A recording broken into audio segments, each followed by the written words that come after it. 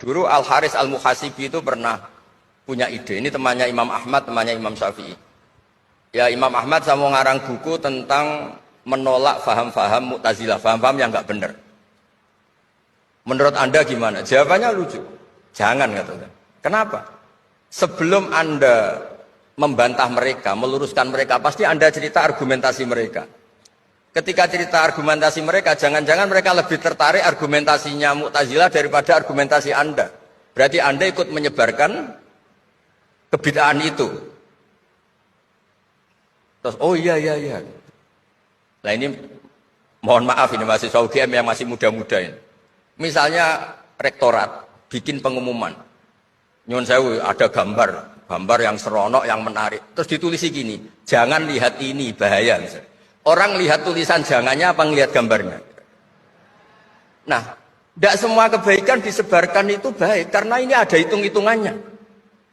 Saya sebagai ulama ahli sunnah misalnya, tahu madzhab Mu'tazilah, tahu madzhab yang lain-lain itu dari cerita ulama itu.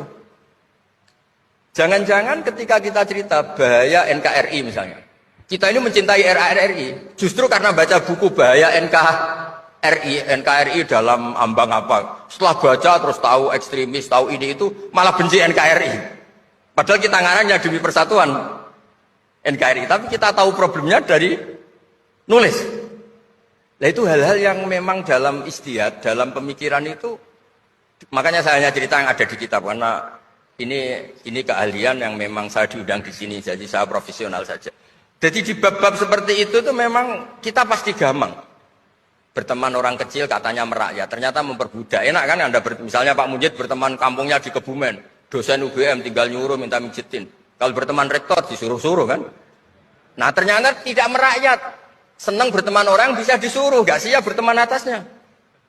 Lah gak mau berteman atasnya katanya merakyat, ternyata karena hasud, karena gak jelas semua, hidup ini gak jelas. Yang jelas hanya Allah Subhanahu wa taala. Makanya menurut ilmu tasawuf itu qulillah tumadarhum fi khawdim ya'labun, sudahlah kembali ke Allah.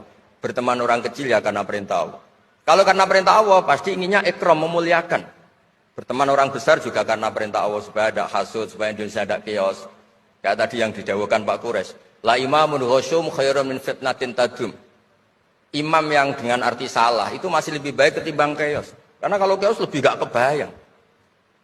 Ya apapun itu cukuplah khazanah-khazanah Islam untuk mendidik kita sebagai orang yang menjaga kebinekaan, menjaga ukhuwah.